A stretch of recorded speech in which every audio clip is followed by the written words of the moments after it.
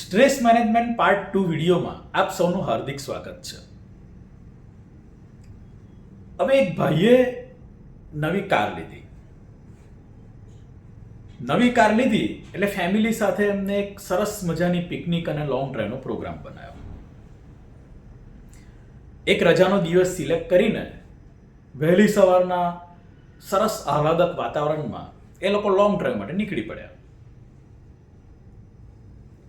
હવે આ ભાઈનો નેચર થોડો કોમ્પિટિટિવ હતો, એટલે ડ્રાઈવ કરતા કરતા જે પણ વ્હીકલ એમની આગળ આવે ને એની કોઈ પણ રીતે ઓવરટેક કરવાનો ટ્રાય કરે. એમને કોઈનાથી પાછળ ચલાવવાનું ના ગમે. કોઈ વ્હીકલ આગળ દેખાય એટલે તરત જ એની ઓવરટેક કરીને આગળ નીકળી જવાનું, અને પાછળથી કોઈ વ્હીકલ સાઈડ માંગે તો સાઈડ આપવાની નહીં. બસ આ જ એપ્રોચથી એ ગાડી ચલાવતા હતા.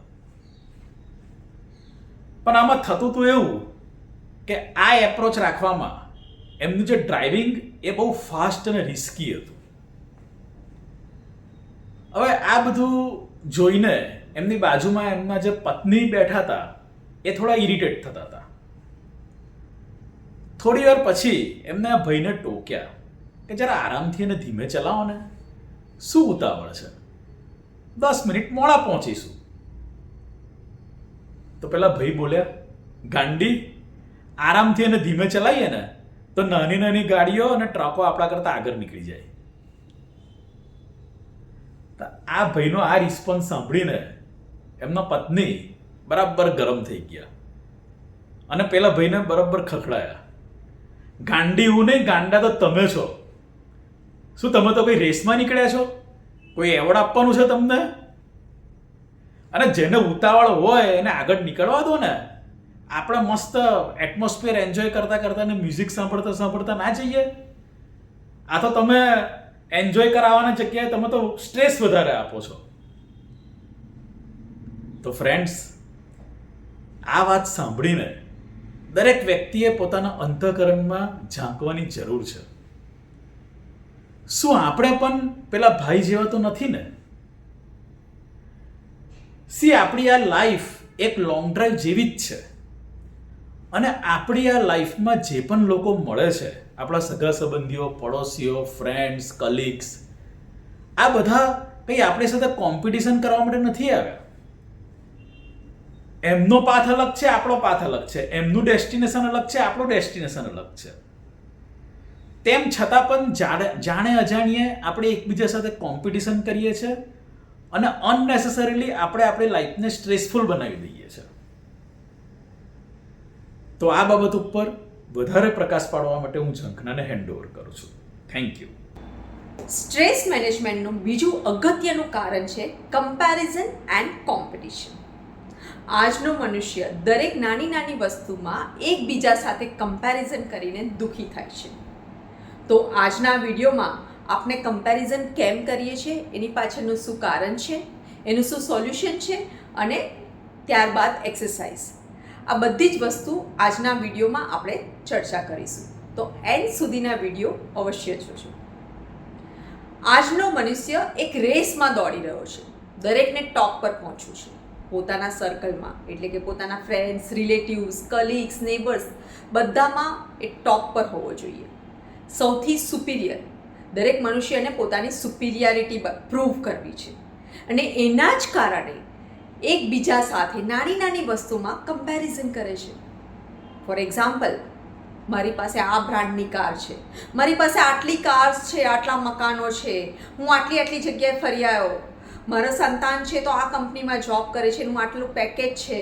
આવી અનેક નાની નાની વસ્તુમાં કમ્પેરિઝન કરે છે અને દુઃખી થાય છે. અને એની પાછળનું કારણ છે એને પોતાની સુપિરિયરિટી પ્રૂવ કરવી છે. તો કેમ એવું?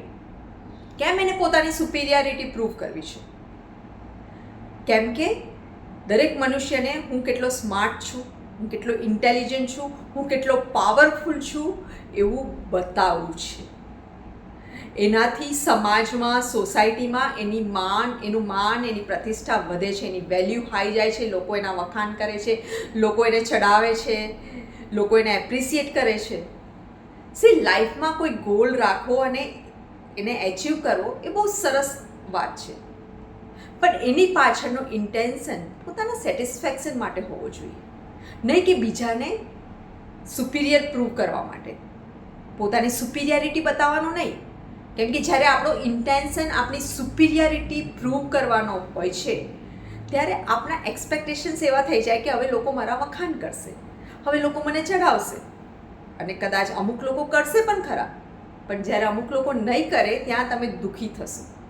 અને કોઈકને તમારા જેટલું મળશે કે કંઈક તમારાથી વધારે મળશે ને તો પણ તમે દુઃખી થશો.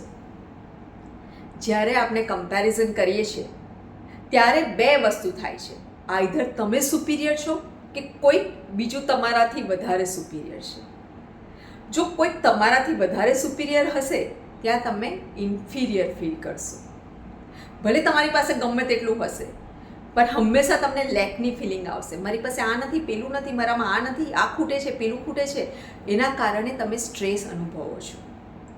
અને જ્યારે તમે બીજાથી સુપિરિયર છો ત્યારે તમે પોતાની સુપિરિયરિટી બીજાની સામું પ્રૂવ કરવાનો પ્રયત્ન કરો છો, ત્યારે સામેવાળો હર્ટ થાય છે, એ દુઃખી થાય છે, અને એના કારણે એ તમને હર્ટ કરવાનો પ્રયત્ન કરે છે. અને આના કારણે તમારા રિલેશનશિપમાં કડવાશ આવે છે, જેથી તમે સ્ટ્રેસ અનુભવો છો. એટલે જ્યારે આપણે કમ્પેરિઝન કરીએ છીએ, કોમ્પિટિશન કરીએ છીએ, આઈધર એમાં તમે સુપિરિયર છો કે કોઈ બીજું તમારાથી વધારે સુપિરિયર છે, બંને કેસમાં તમે સ્ટ્રેસ અનુભવો છો. હવે મને એક વાત નથી સમજાતી કે આપણે કમ્પેરિઝન કે કોમ્પિટિશન કયા બેઝ પર કરીએ છીએ. એનો બેઝ તો સરખો હોવો જોઈએ ને. તમે એક વાત કહું, સપોઝ વાંદરા અને માછલી વચ્ચે ઝાડ પર ચડવાની કોમ્પિટિશન રાખીએ તો શું શક્ય છે? માછલી તો પાણીની બહાર આવશે ત્યાં જ મરી જશે. એવી જ રીતે વાંદરા અને માછલી વચ્ચે પાણીમાં તરવાની કોમ્પિટિશન રાખીએ તો શું એ શક્ય છે? ના. એવી જ રીતે આ ધરતી પર દરેક મનુષ્ય યુનિક છે, એની સ્કિલ્સ અલગ છે, એના બર્થના અનુભવ અલગ છે, એનો લાઈફનો પર્પઝ અલગ છે. આપણે ફર્સ્ટ વિડીયોમાં સમજ્યા why do we take birth.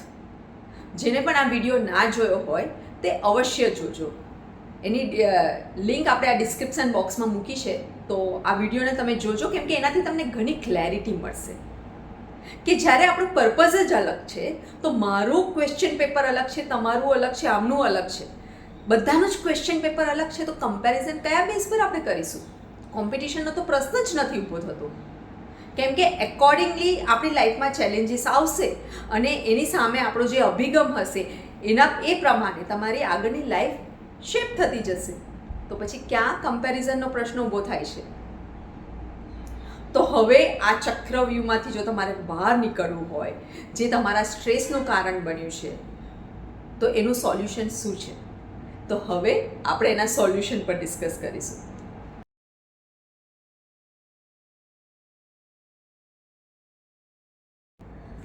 તો હવે આનું સોલ્યુશન શું છે?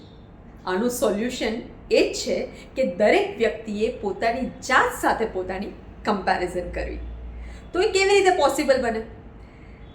તો આમાં એવું છે કે 2 વર્ષ પહેલાં કે 5 વર્ષ પહેલાં જે તમારું વ્યક્તિત્વ હતું અને અત્યારે જે તમારું વ્યક્તિત્વ છે, એટલે કે જે તમારી પર્સનાલિટી છે, કદાચ 2 વર્ષ પહેલાં તમારી અંદર જે વીકનેસ હતી એ હવે તમારી સ્ટ્રેન્થ બની ગઈ હશે. તમારી અંદર ઘણી બધી ક્વોલિટીઝ ડેવલપ થઈ હશે, તમે ઘણું નવું શીખ્યા હશો, તમે ઘણી નવી સ્કિલ્સ ડેવલપ કરી હશે, તમારો ગ્રોથ થયો હશે. એટલે જ્યારે આપણે પોતાની સાથે કમ્પેરિઝન કરીએ છીએ ને ત્યારે થાય છે શું કે સૌપ્રથમ તો આપનું ફોકસ બીજા પરથી પોતાના પર આવી જાય છે, અને પછી આપણે જોઈએ છીએ કે આપણી અંદર આટલી બધી ક્વોલિટીઝ છે, આટલી બધી ખૂબીઓ છે, જેનાથી આપણે પોતાના પર ગર્વ અનુભવીએ છીએ અને એ આપણને સેટિસ્ફેક્શન આપે છે. એના કારણે આપણો કોન્ફિડન્સ વધે છે. અને બીજી વસ્તુ કે આપણે જે લાઈફમાં ગોલ રાખ્યો હોય એ ગોલ પ્રમાણે આપણે શું શું એચીવ કર્યું છે, આપણે જો એની સાથે કમ્પેરિઝન કરીશું ને તો પણ આપણને ઘણો પોતાના પર ગર્વ ફીલ થશે, અને જેના કારણે આપણો કોન્ફિડન્સ વધશે અને એ આપણને લાઈફમાં આગળ બીજા ગોલ એચીવ કરવામાં તે મોટિવેટ કરશે. એટલે હંમેશા પોતાની કમ્પેરિઝન પોતાની જાત સાથે કરવી, જેનાથી તમારો કોન્ફિડન્સ વધે છે અને તમારું હેપીનેસ લેવલ વધે છે.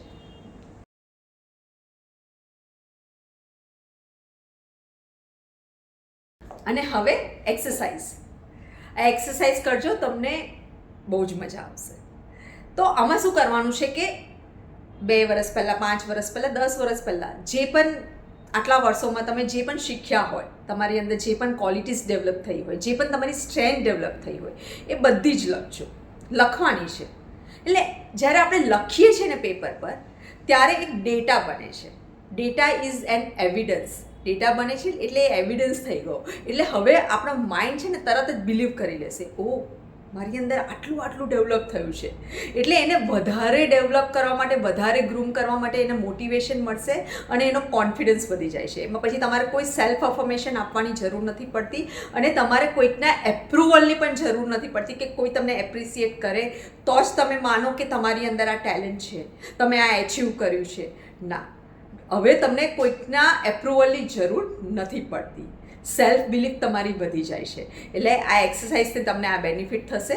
અને બીજી વસ્તુ, આખી લાઈફ ટાઈમમાં કોઈ પણ નાની નાની ઘટના આપણી લાઈફમાં થઈ હોય અને એ સમયે આપણે એકદમ પોઝિટિવ એટીટ્યૂડ રાખીને એને ફેસ કરી હોય અને એનું સોલ્યુશન લઈ આવ્યા હોય, ત્યારે આપણને પોતાની જાત પર ખૂબ જ ગર્વ ફીલ થયો હોય.